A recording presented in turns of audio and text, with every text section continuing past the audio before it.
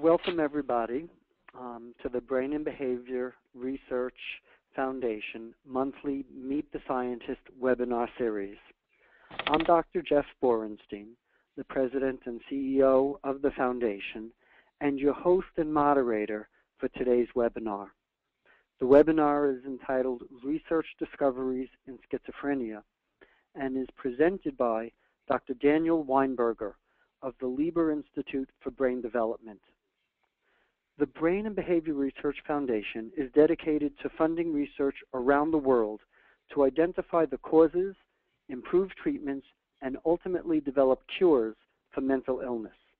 The foundation has awarded approximately $300 million in NARSAD research grants over 25 years. I'm delighted to introduce Dr. Daniel Weinberger. Dr. Weinberger is the Chief Executive Officer and Director of the Lieber Institute for Brain Development. He came to the Institute after leaving the National Institute of Mental Health. Dr. Weinberger has been supported by 2 NARSAD Distinguished Investigator grants, has received the Foundation's Lieber Prize for Outstanding Achievement in Schizophrenia Research, and serves as an active member of the Foundation's Scientific Council. He is also a professor of psychiatry, neurology, neuroscience, and human genetics at the Johns Hopkins University Medical School. Before we begin, I want to let you know that this is an interactive event. We'll begin with Dr. Weinberger's presentation, followed by a question and answer period. To submit your questions, please use the Questions tab of the webinar control panel. You can submit your questions throughout the presentation. I will present your questions to Dr. Weinberger, and he will address as many of them as possible. And now, I'm pleased to present my colleague, Dr. Dan Weinberger. Dan, the floor is yours. Thank you very much, Jeff. It's really a great pleasure for me to be with you all. I can't say strongly enough how important the Brain Behavior Research Foundation is to the landscape of research about mental illness. It's played a very big part in my work over the past 30 years, and I'm just delighted to be here to share with you some of the late-breaking work that's going on in our efforts to understand schizophrenia, but other really developmental brain disorders that impact on human cognition and emotion. Let me start off by saying that we have learned in the last decade more about the causes and nature of mental illness than we have known in all of past history. This has been an extraordinary decade for scientific insight and discovery. And there's no question that the royal road to reducing stigma and to improving the lives of affected individuals is through scientific research and discovery. The pace of this discovery effort is quickening very, very dramatically. So I wanted today, sort of in a sort of whirlwind tour, give you a feeling for some of the very late-breaking science and where the current thinking about the causes of mental illness are, and how some of this thinking will lead to new therapies. So as I move through these slides, this is where I'm going with this talk. We're going to give you some insights into late-breaking discoveries and then hopefully provide some ideas about how this will lead to improving the lives of sick people. Let me start off by reminding you where we were at the turn of the 21st century. We really had a great deal of information about what illnesses like schizophrenia looked like, what they sounded like, what they seemed like. To a very great degree, we even knew something of what they felt like, but we actually knew absolutely nothing about what they actually were or are at a basic scientific level. This is about what we knew at the turn of the 21st century. Diagnosis is a subjective process based on non-specific phenomena. We knew from family and twin and adoption studies that most of the variance in risk across the general human population was accounted for by genes. But this was an abstract concept that had no hard, concrete reality or biology linked to it. We knew that environmental adversity in early development, particularly during intrauterine life or around birth, slightly increased the risk that someone would manifest schizophrenia or related disorders in their lifetime. There was evidence of subtle deviations in childhood development. Many studies looking at cognition and these brain imaging studies that really gained a lot of momentum starting in the 1980s suggested that there were subtle functional abnormalities of parts of the brain called the frontal lobes and the temporal lobes. Over a century of studies looking at brain tissue of people who died with these disorders had not discovered anything very dramatic, certainly nothing diagnostic. There were some very subtle nonspecific abnormalities found. And we also knew that antidopaminergic drugs, for whatever reason, were the therapeutic agents of choice at this time. Let me just review a few of these insights.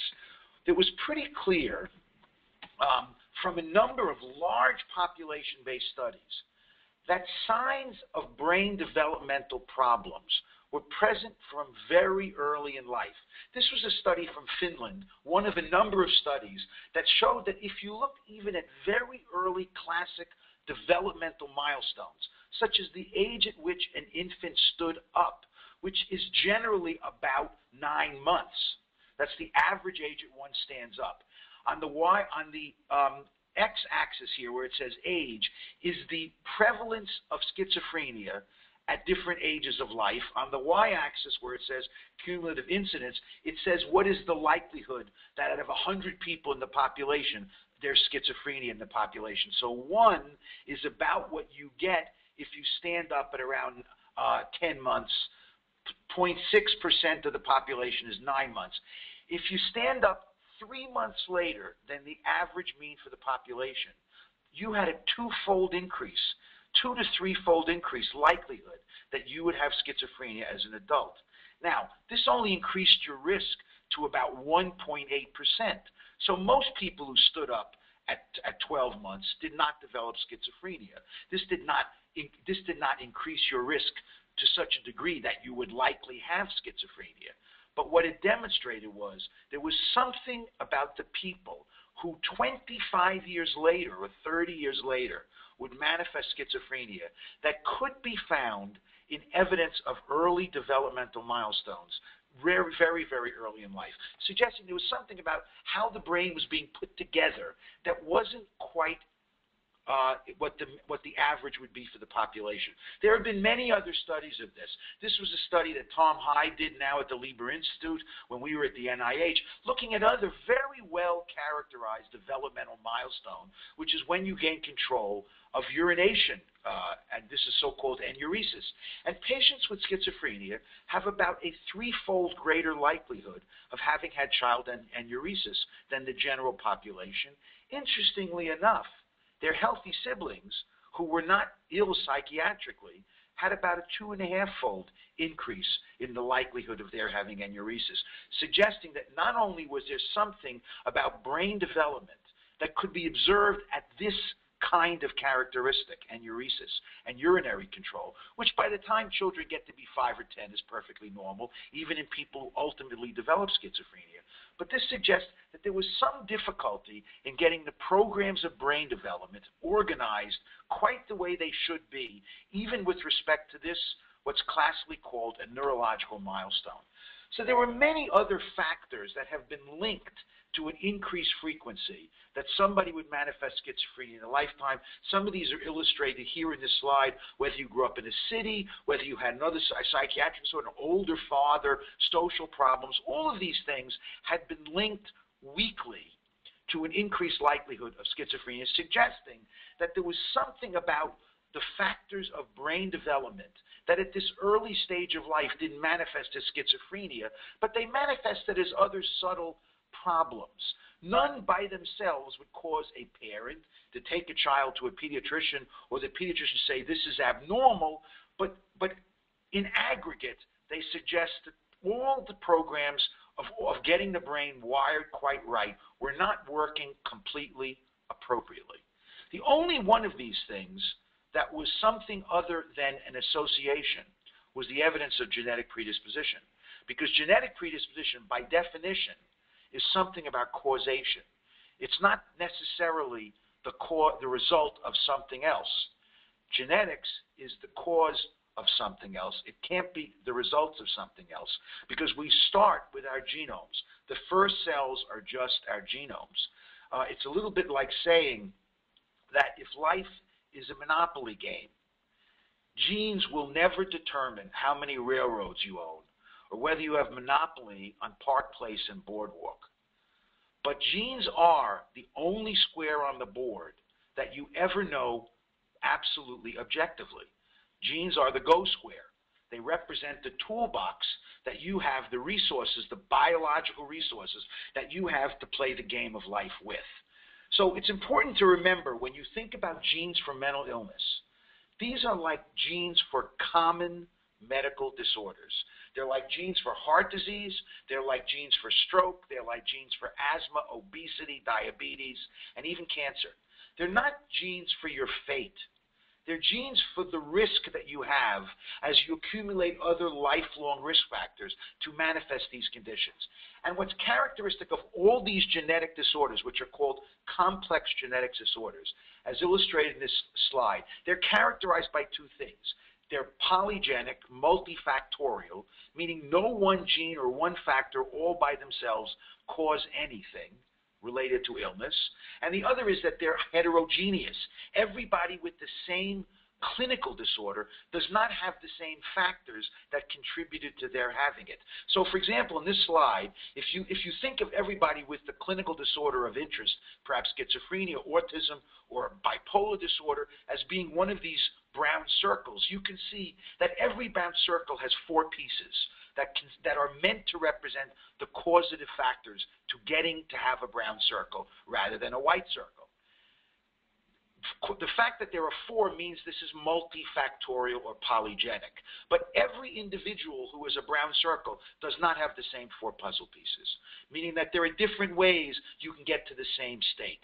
The other way of thinking about this, if you have heart disease, is that cholesterol, blood pressure, diabetes, overweight are different factors. None of them by themselves guarantee you heart disease. Different combinations in different people can produce the same end result, which is called a heart attack. But how you get there varies across different people, and the different factors conspire in different ways to have a similar end point, here mental illness, there heart disease. Now, the notion of genetics as a virtual or abstract concept has changed profoundly in the last 10 years with the availability of the human genome sequence. And this has made it possible for scientists to study genes as real biological entities and not just as these abstract ideas related to inheritance. And one of the very popular strategies to do this now is based on the technological developments that have led to the ability to, in very quick fashion and at remarkably low cost, survey common variants in the whole genetic sequence of human beings. And this is done with these technologically remarkable things called SNP chips.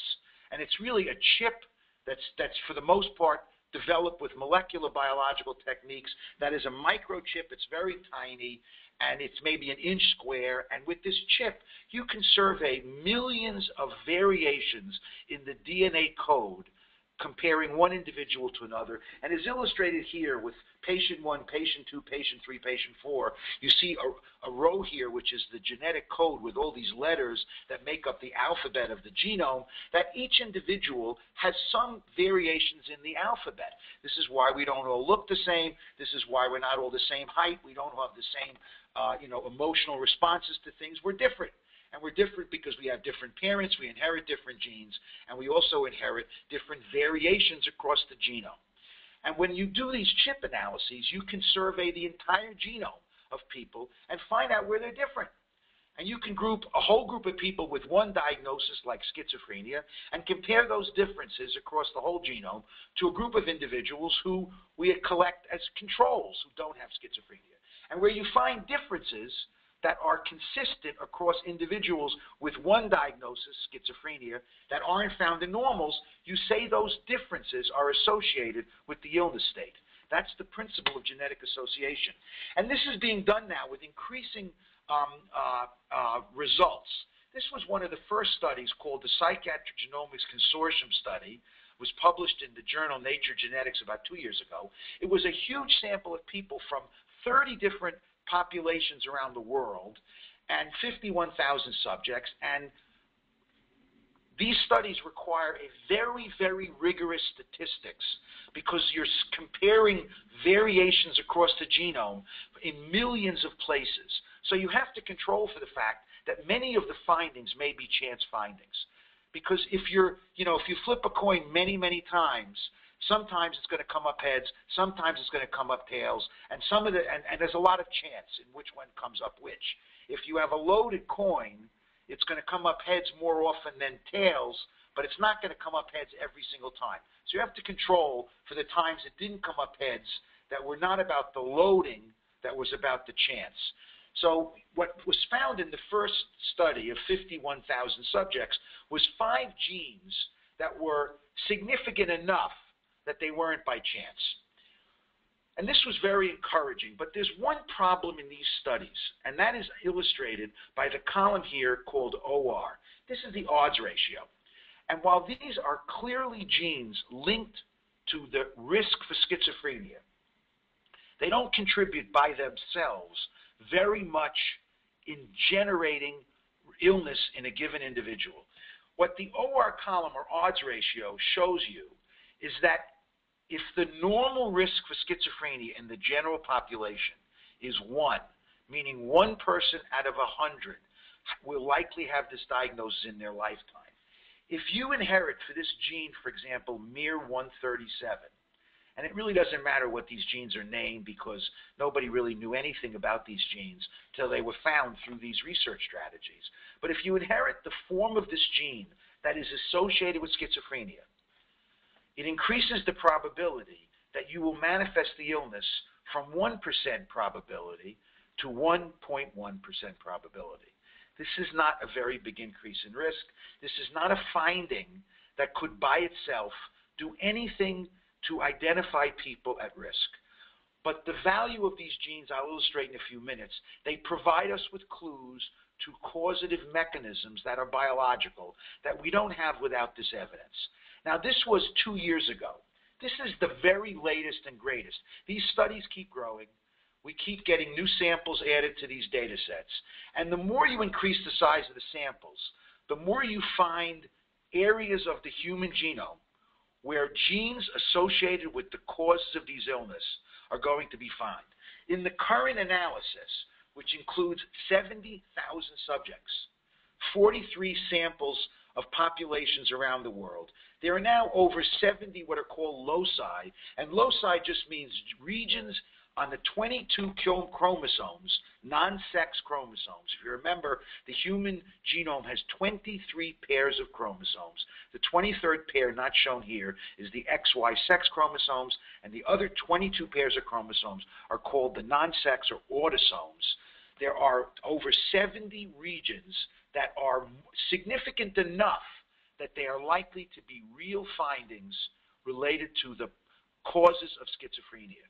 And the other thing you can see is they're all over the genome. There's really almost no chromosome. Maybe the 9th chromosome, for whatever reason, has escaped being included in this list of places in the human genome where across these heterogeneous populations, risk factors have been found.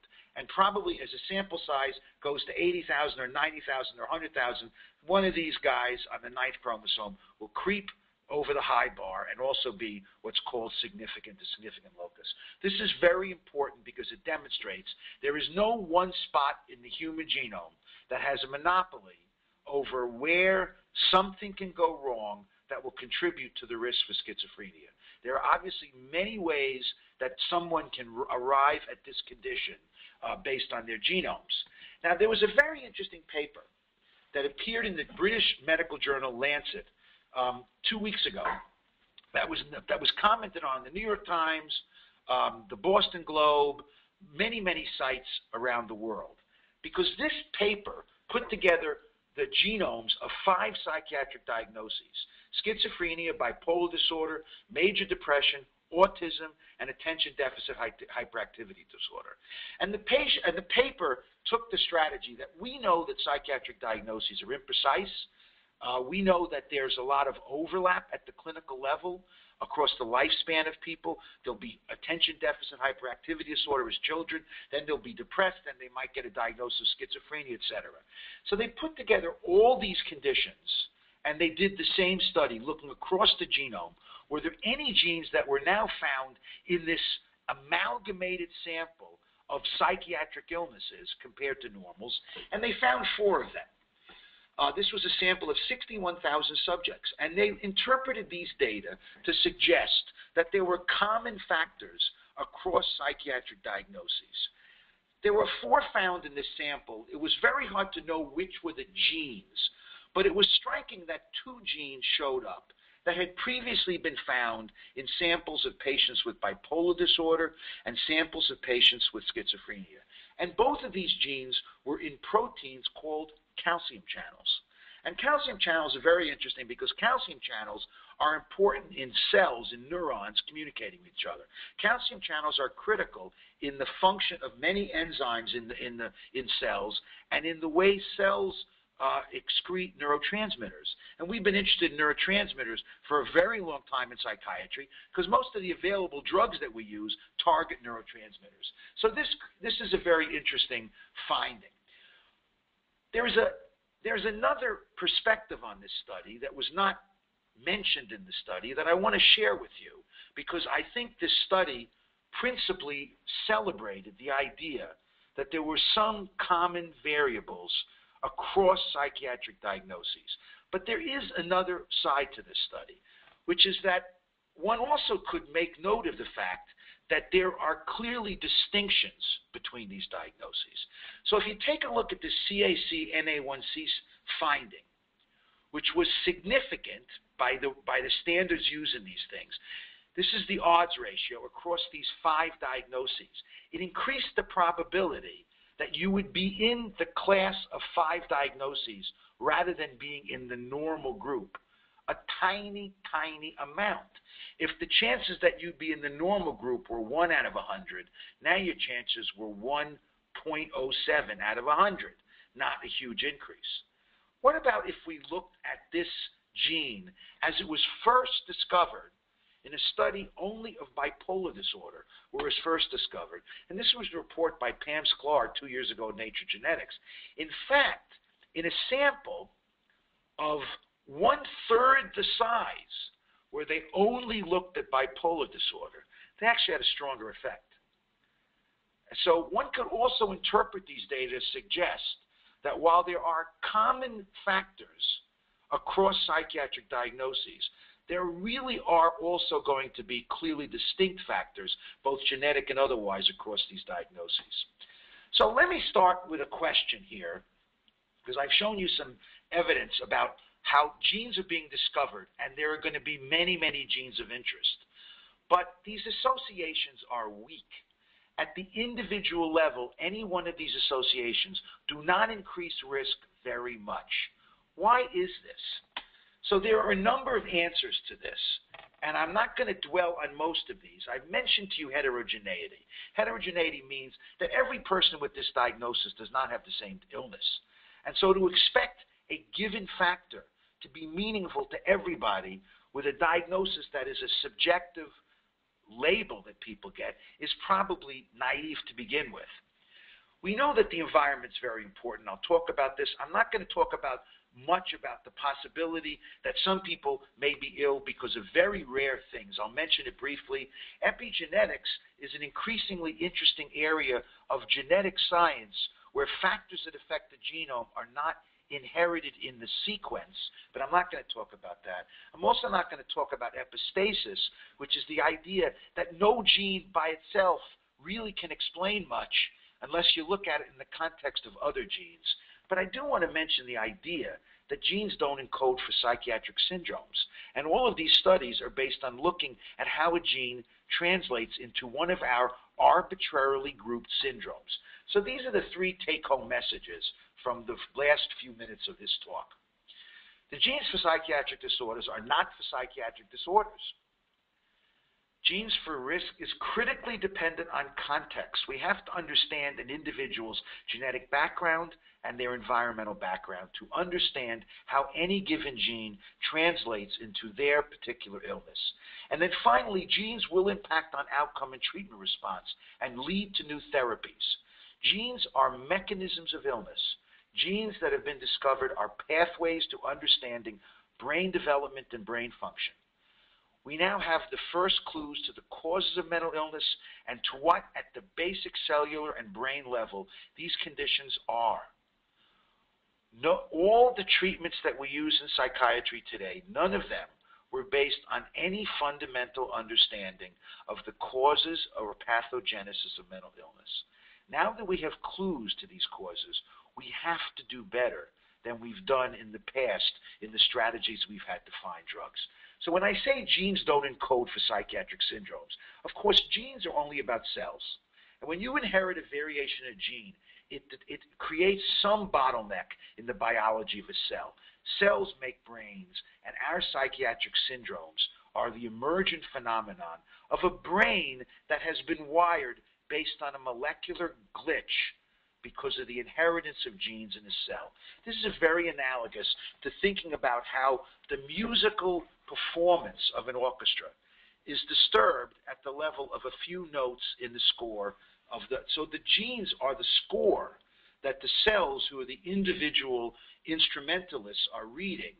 There are woodwinds and brass and strings that are distributed neural systems of the orchestra. What we hear is the music. And there are obviously many steps along the way to produce the symphony that we hear as music. And there are, as you well know, there are many, many little glitches that can occur in the music at multiple stages that can be buffered. They can be buffered by the individual instrumentalists. They can be buffered by the systems in the orchestra. And we don't, at the gross level of our auditory systems, necessarily hear the music as having abnormal sound. But yet, at some point, the buffering can be abnormal.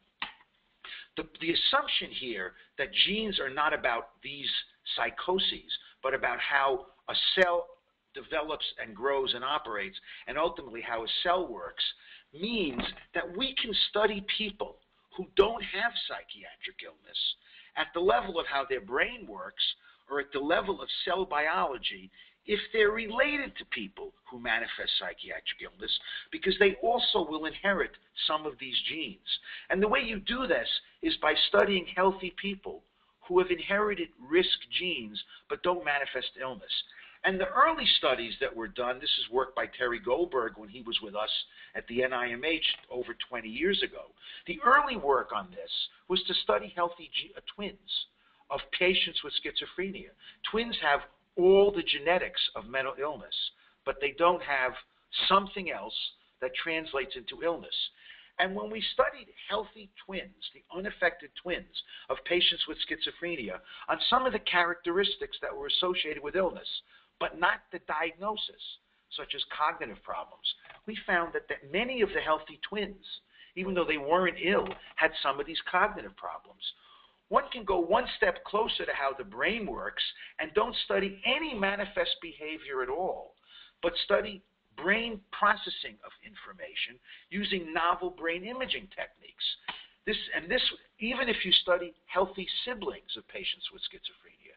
Unlike twins who share all their genes, siblings share 50% of their genes. And when you do this, you find similar patterns of brain activity, abnormal patterns of brain activity, even in subjects who are perfectly normal, but share 50% of the genomes with individuals who are ill. This suggests that the genes for mental illness are about how the brain works. They're about how the brain develops and works, even in individuals who have other factors, such as not enough genes or environmental protective factors, or perhaps genetic protective factors that result in those risk genes not penetrating all the way to the level of clinical illness.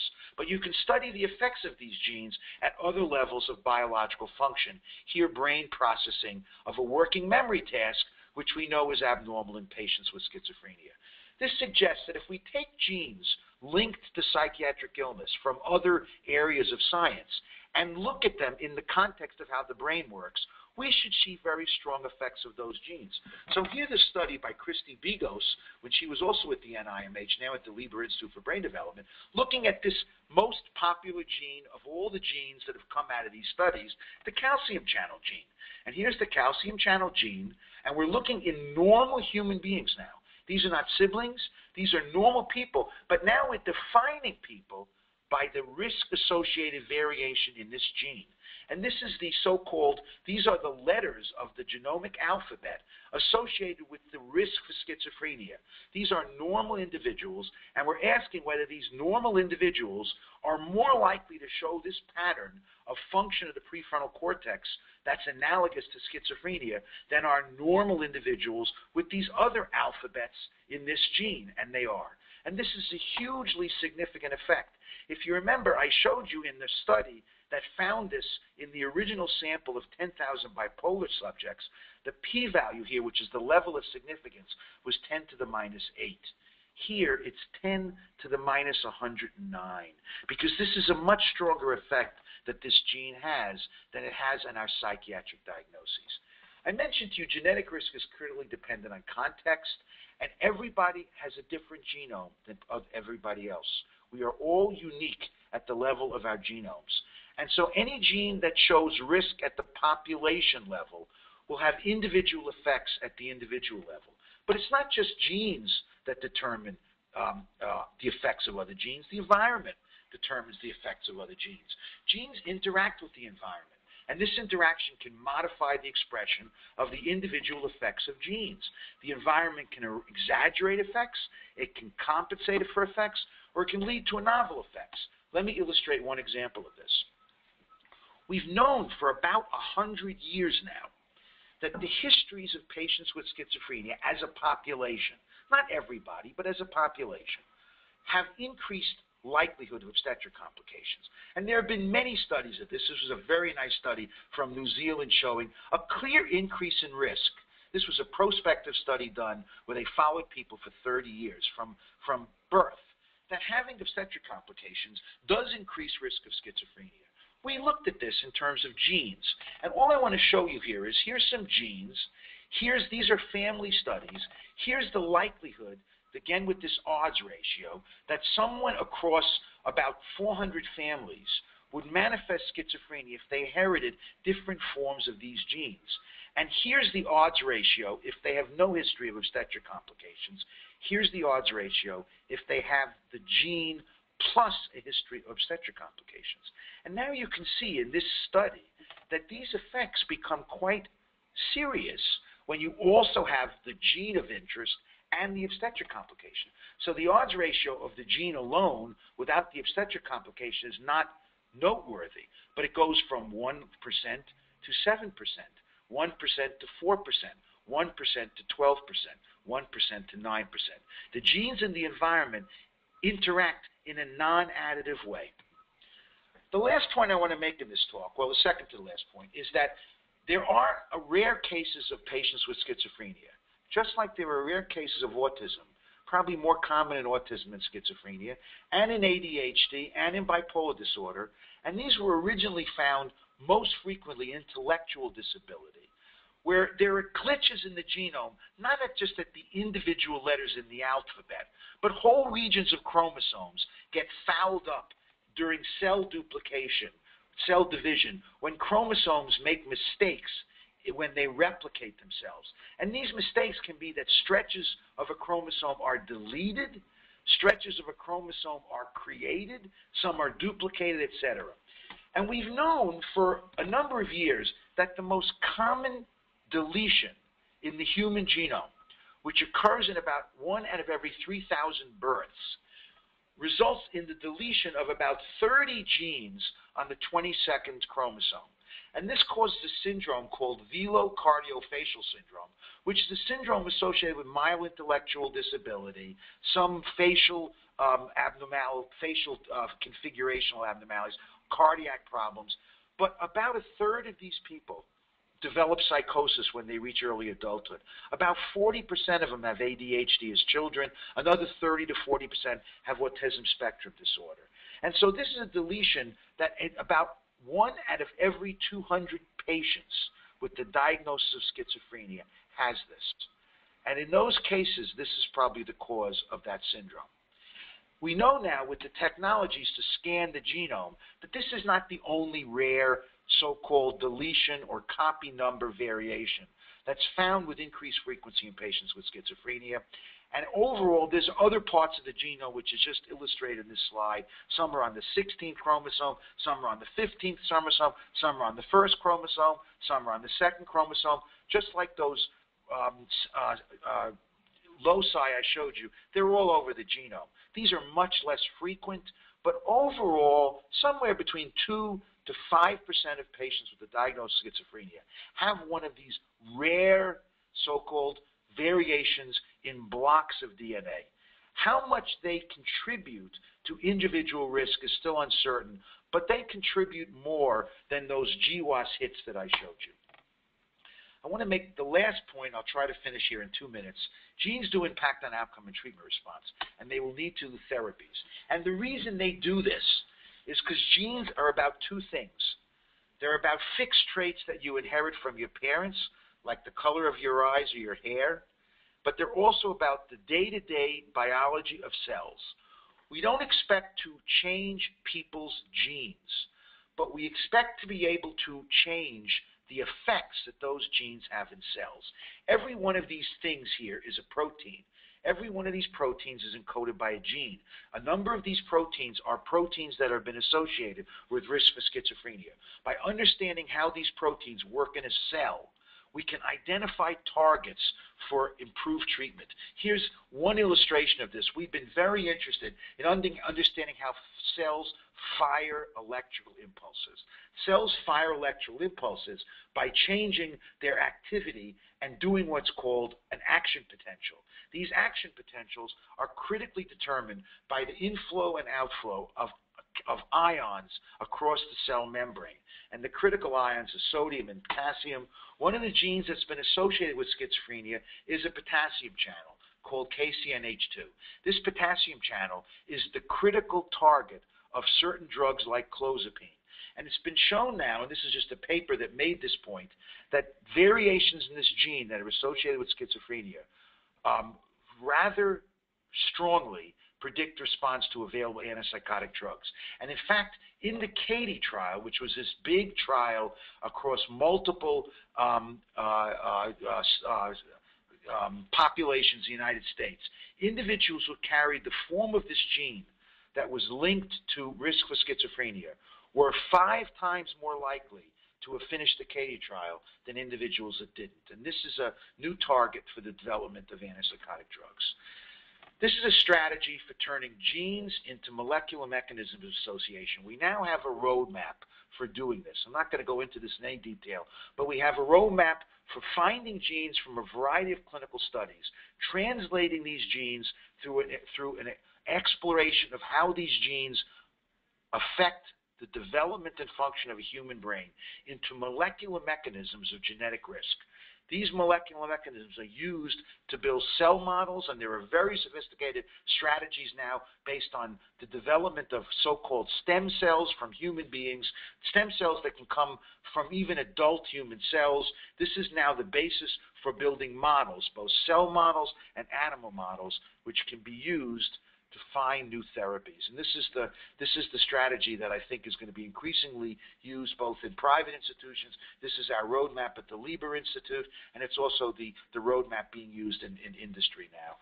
So I've tried to give you a whirlwind tour of where I think some of the late-breaking science is and some of how basic science will lead to real strategies for improving the lives of affected individuals.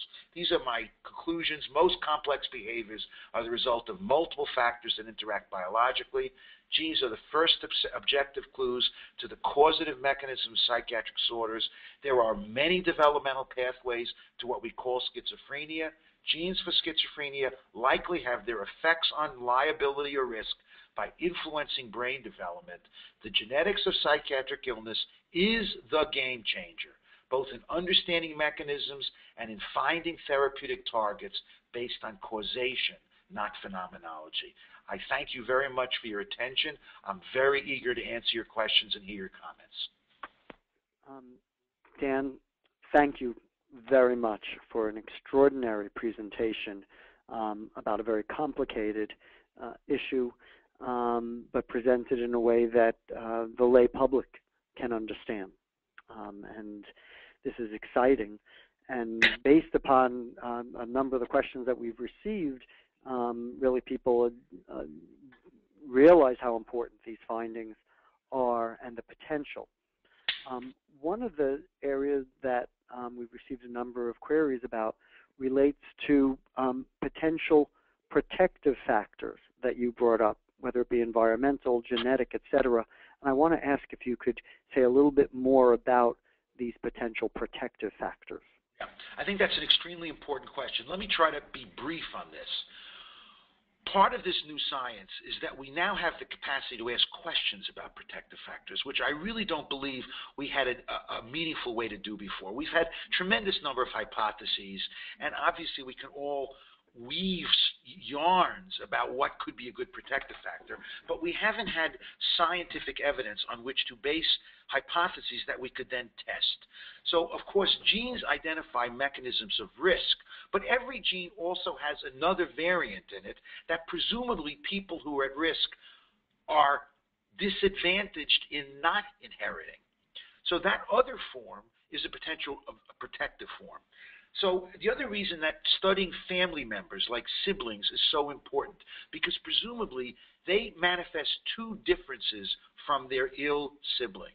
One is they don't inherit all the risk factors, but they also theoretically inherit some protective factors. So we can begin to explore those in healthy relatives.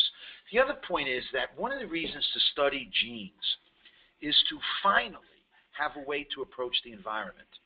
Because the problem with studying the environment without understanding people's genes, it's like trying to understand how you bought railroads in the Monopoly game without knowing how much money you had. The problem is everybody negotiates the environment differently because everybody has a different toolbox, biological toolbox, with which they handle the environment. And we all know that to some people, stress is an overwhelming difficulty. To other people, it's an invigorating challenge. It's very difficult to deal with environment without knowing the individual biological factors that people negotiate their environment with. So now that we have these genetic clues and this foothold in the complex organization of brain development and function that's related to psychiatric illness, we can ask much more meaningful questions, design scientific experiments to identify protective factors. So I think we're going to be seeing much more of this emerge over the next couple of years. What another area that this is bringing up some questions about relates to the genetics, and that there are so many different genes involved, and the fact that schizophrenia looks different in many different people. And the question is, as we get more information, will we begin to say that what we now call schizophrenia is really more than one illness, or is it one illness? And how does the genetic information inform that? I think, and Jeff, you're very knowledgeable about this. So, I think we all know as clinical psychiatrists that our diagnoses, are not valid identifiers of biological conditions. These are descriptors that have evolved over time to help clinicians have a more structured approach to the treatment of patients and to informing families about likely outcome. But they are not, based on an understanding of how people got to the behavioral states that they're in. They're just not. And so we certainly assume that there are many different conditions grouped under these diagnostic labels. And I think we will increasingly tease them out. I mean, as everybody knows, at the turn of the 20th century, there were many conditions that were called schizophrenia, and many of the infectious diseases that affected the brain were given the diagnosis of schizophrenia. They were slowly but surely chipped out of that otherwise, very heterogeneous population that got the diagnosis. We will probably do some more of that over the next decade or two. But clearly, there are certain ways a human brain does not develop normally. There's not an unlimited number of ways. There are certain ways, and that probably there will be a number of different causes that converge almost like a funnel onto this particular syndromal presentation that earn patients these diagnoses. There are many different reasons that you can be depressed than ways depression feels. Depression has a certain way it feels, ways it presents, but there are clearly many different reasons that you get to that state. And we think that's true about intellectual development. We think that's true about schizophrenia. It's certainly true about autism. These are, in many ways, developmental states. I guess one of the challenges for psychiatric thinking that's emerged from this new science that has really been led by genetic discovery is whether these are true diseases in the traditional medical sense of the word, or whether these are states of brain development that have a particular way of manifesting themselves in our complicated human environments that change as people age and develop. So that's, I think, one of the challenges that we face in getting a better foothold on understanding what our diagnoses really represent. I want to say one other thing about treatment, because I think it's very important to realize that we now have the potential, which we've never had before, to find treatments based on causes and not phenomenology. And this is the hope of all of medicine now. And this will allow us to do what is another holy grail in medicine right now, to individualize therapy. We have no approach to individualization of therapy now. It's trial and error. But by having biological information about how people are different, and I think the questioner asked the key question, people get this illness and they manifest it differently. They respond to drugs differently. Their outcomes vary. Their capacity to adapt, to make the best of it, vary enormously. This variation has something, at least in part, to do with individual environments, to socio-cultural and economic opportunity, but also to genomic differences between people. Some of the reasons people have clear differences in how they respond to drugs is their genomes handle the drugs differently. By having this kind of information, we can begin to chip away, and it's not going to be a straightforward, easy, quick process, but we will begin to be able to chip away at individual differences that we can actually control. And so we'll maybe be able to come up with a smorgasbord of treatments that won't just be random or trial and error, but will actually be informed, and we'll be able to make reasonable guesses of what are the likely best combinations, just as increasingly being done in cancer now, because we'll have some more scientific evidence to base those decisions on. So similar, now it is often trial and error and clinical judgment. In theory, we'll be able to do a blood test to get the information about the genetic makeup of the individual and correlate that information with what we know about the types of medicines that people with that genetic makeup are more likely to respond to. Is that the way that would work? I think that's a very correct statement. Okay. That's where we're heading. Yeah. Well, one of the great tragedies of this illness is when a person dies from suicide. And we have a couple of questions about suicide risk in schizophrenia. And I'm wondering if there's any information in terms of some of these genetic studies and the issue of suicide. So I think you well know that the lifetime risk of suicide in patients with schizophrenia is over 10%. I mean, it's a huge increase in the risk potential, and suicide is one of the major risks of all major serious psychiatric illness. So there's a lot of interest in understanding the determinants of suicide. And as I think many people listening to this realize that many people who commit suicide are not chronically depressed. And many people who successfully commit suicide do so with the people even close to them having no idea that they're on the verge of suicide. Many suicides are impulsive, and many suicides occur on a spur of the moment impulse. So there's a lot of interest now in trying to understand what are the risk factors for that outcome. I don't think we have good data on this now, but this is an active area of research, and the research is being done in very similar ways that the research is being done for studying schizophrenia or bipolar disorder, looking at genes that are in suicide attempters and also in suicide people who actually commit suicide, because one can regrettably look at the postmortem tissues of those people and try to understand what was the proximal act at a molecular genetic level that led to the suicide.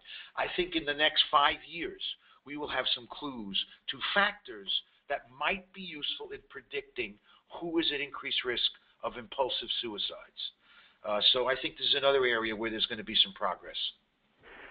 In terms of the issue of genetics and medication,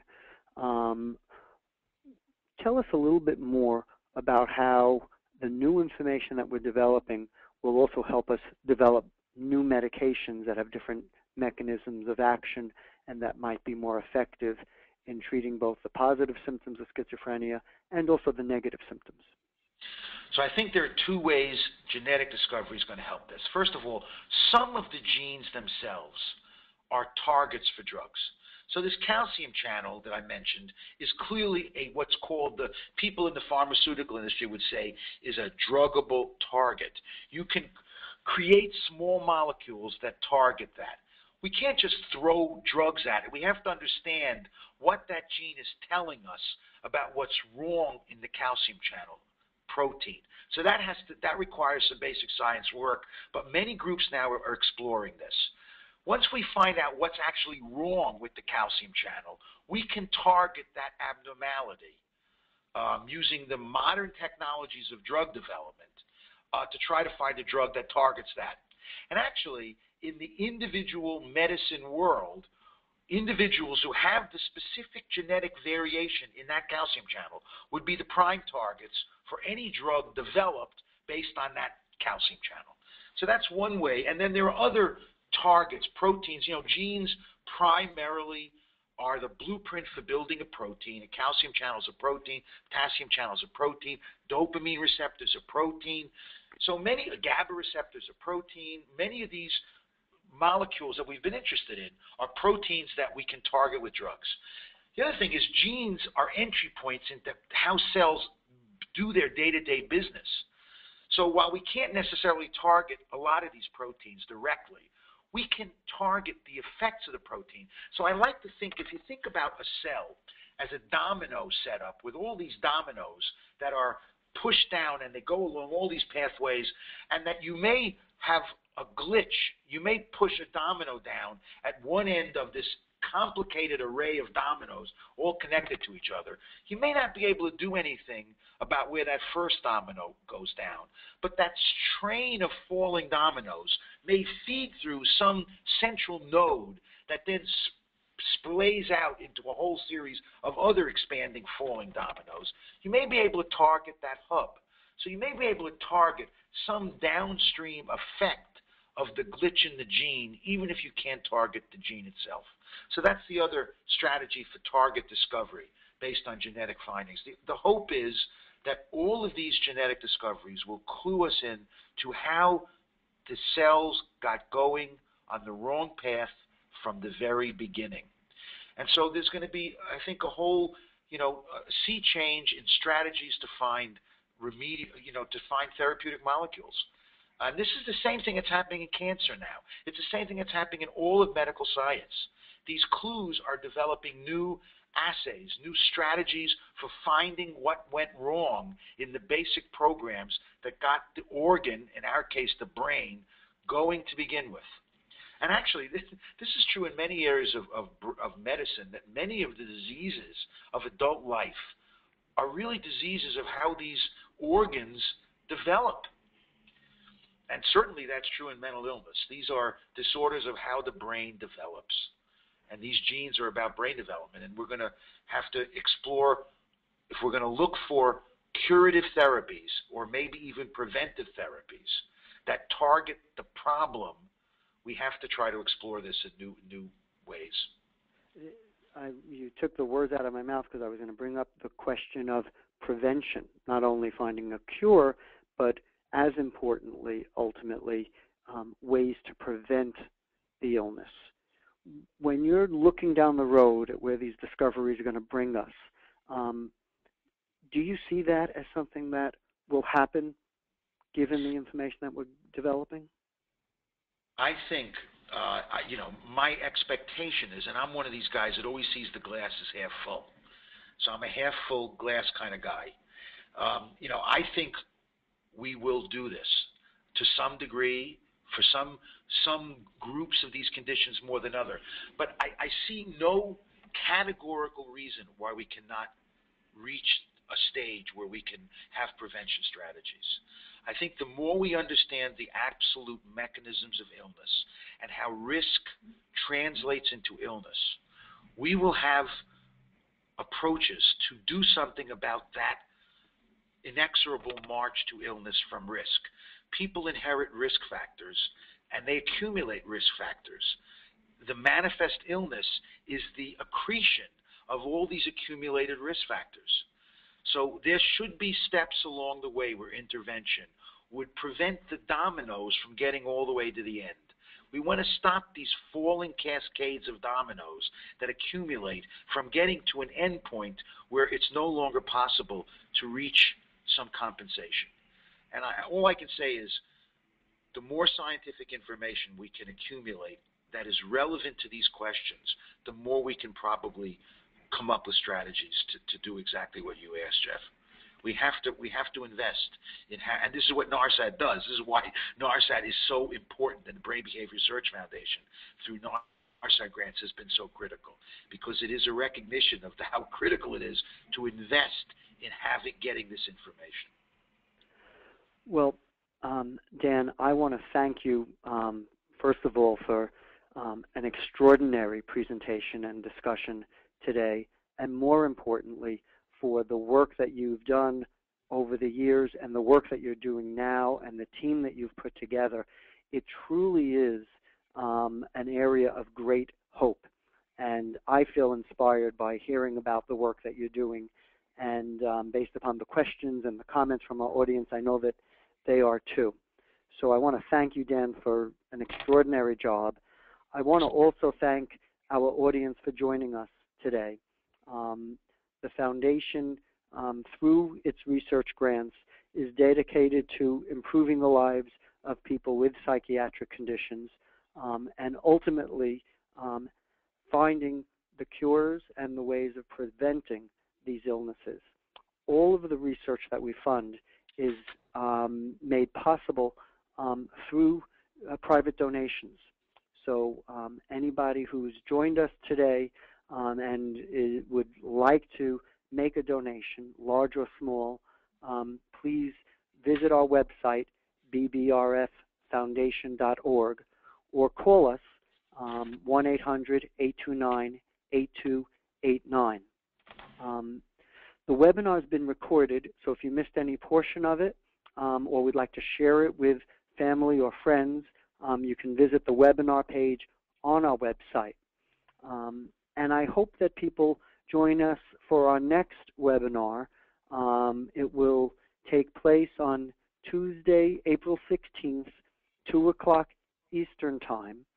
And we will hear from Dr. Husseini Manji, who's a member of the Foundation Scientific Council and is an adjunct professor in psychiatry and behavioral sciences at Duke University School of Medicine and vice president of Janssen Pharmaceuticals.